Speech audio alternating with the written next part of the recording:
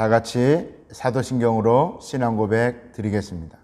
전능하사 천지를 만드신 하나님 아버지를 내가 믿사오며 그 외아들 우리 주 예수 그리스도를 믿사오니 이는 성령으로 잉태하사 동정녀 마리아에게 나시고 본디오 빌라도에게 고난을 받으사 십자가에 못 박혀 죽으시고 장사한 지 사흘 만에 죽은 자 가운데서 다시 살아나시며 하늘에 오르사 전능하신 하나님 우편에 앉아 계시다가 저리로서 산자와 죽은 자를 심판하러 오시리라.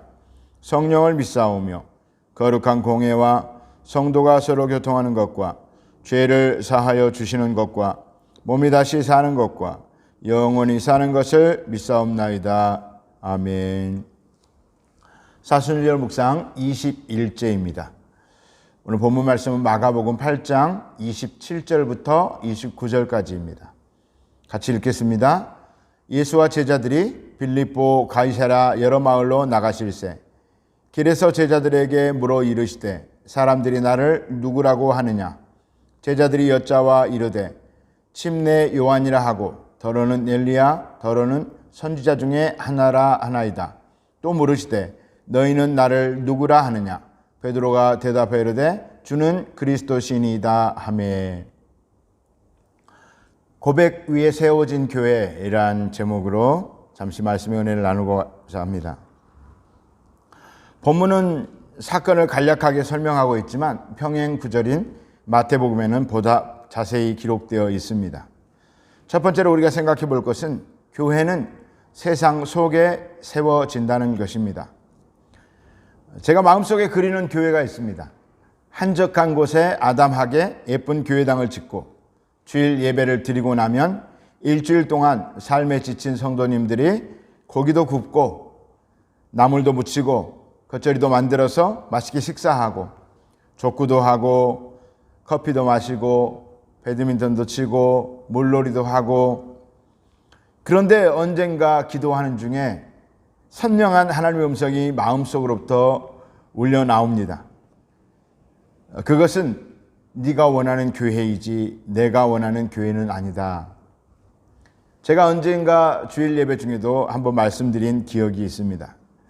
오늘 본문에 베드로의 고백 위에 교회를 세우시겠다고 예수님 말씀하시는데 마태복음 16장 18절 또 내가 내게 이르노니 너는 베드로라. 내가 이 반석 위에 내 교회를 세우리니 음부의 권세가 이기지 못하리라. 지금 예수님이 계신 도시가 어떤 도시입니까? 가이사랴 빌립보라고 하는 도시입니다. 갈릴리 호수 북쪽으로 40km 지점에 위치한 가이사랴 빌립보 지방은 행정구역상 여러 마을들을 포함하고 있을 만큼 넓은 지역이며 분봉왕인 헤롯 빌립이 기존의 도시를 더욱 확장시켜 자신의 이름 빌립과 그 당시 로마 제국의 황제 이름 티베리우스 카이사르를 합쳐서 가이사랴 빌립보라고 명명한 것입니다. 자신의 이름도 내고 황제에게 절대 권력이라고 하는 1인자에게 아부도 할 겸 참 세상적으로는 지혜로운 것 같습니다. 교회는 이런 곳에 세워져야 합니다. 가장 세상적이고 인본주의의 바벨탑이 세워진 곳, 그래서 복음이 절대적으로 필요한 곳, 이런 곳에 교회는 세워져야 합니다. 교회는 에클레시아, 부르심을 받은 자들의 모임이란 뜻 아니겠습니까? 세상으로부터 하나님 나라 백성으로 부르심을 받은 자들의 공동체라고 말할 수가 있습니다. 교회는 우리 성도의 연합입니다. 그 연합된 모임을 할 수 있는 장소가 예배당, 교회당, 또 우리는 성전이라고도 얘기를 하죠. 교회는 홍수 위에 방주가 되어야 합니다. 교회는 부지중에 죄 지은 자들의 도피성이 되어야 합니다. 교회는 오염되고 혼탁한 세상에 산소방 같은 존재가 되어야 합니다. 그러므로 가이사랴 빌립보 가장 인본주의적인 도시에서 교회의 태생을 말씀하시는 주님의 뜻을 우리는 잘 살펴야 합니다. 둘째, 고백은 세상에서 메아리 쳐야 합니다. 제가 청년이나 고등부 사역을 할 때 그 학생들과 함께 할 때 늘 하던 가르침이 있었습니다. 식사 기도를 꼭 하고 밥을 먹자. 이때라도 기도해야지. 이때 기도하지 않으면 언제 하겠느냐. 학생들이 많은 시간 기도하는 게 쉽지가 않거든요. 그런데 교회나 믿는 사람들끼리 식사할 때는 혹시 식사 기도를 까먹고 안 해도 되지만 오해하시면 안 됩니다. 물론 당연히 감사 기도를 하고 식사를 해야죠. 그러나 믿지 않는 친구들이나 직장 동료들과 같이 식사할 때는 꼭 식사 기도를 해라.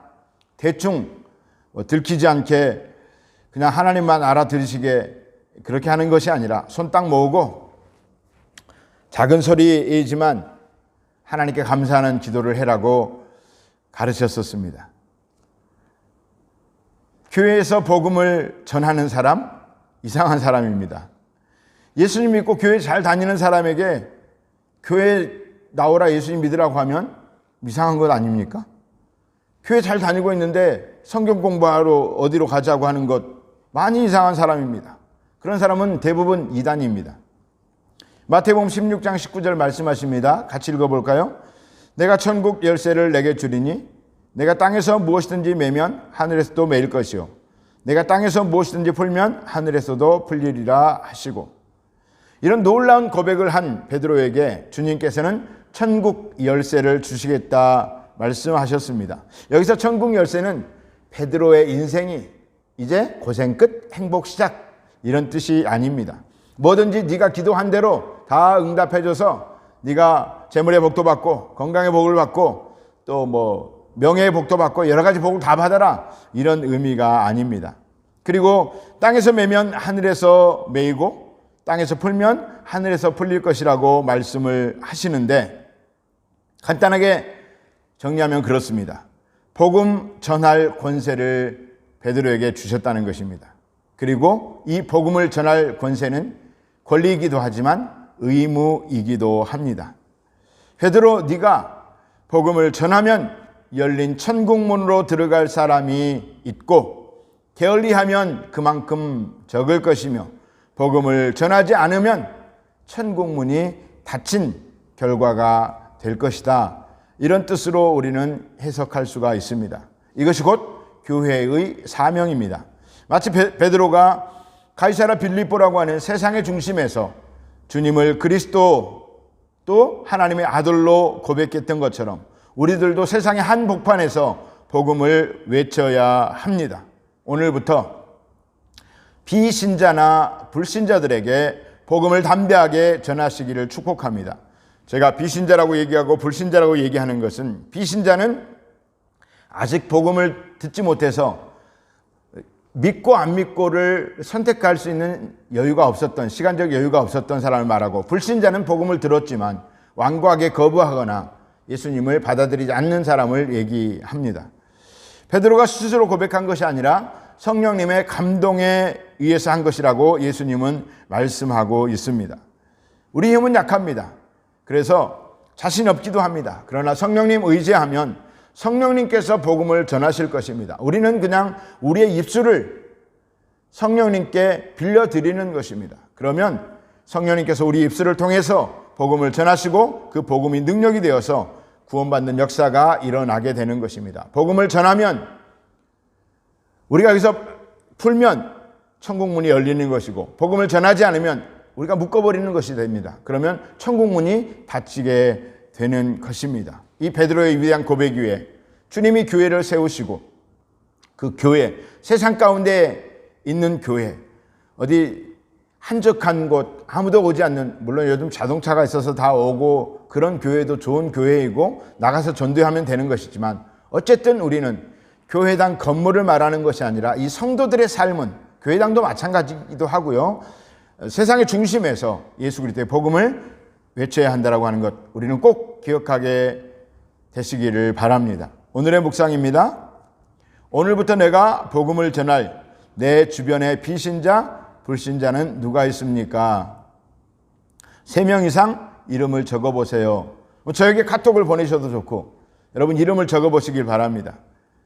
내 주변의 비신자, 내 주변의 불신자, 적어보면 또 다를 것입니다. 그리고 그분들의 이름을 매일 부르면서 기도하면 하나님께서 속히 우리의 기도를 통해서 하늘문을 여실 것이고, 그래서 그 영혼들이 구원받는 놀라운 역사가 있을 것입니다. 오늘 우리에게 그런 은혜가 있기를 간절히 축복합니다.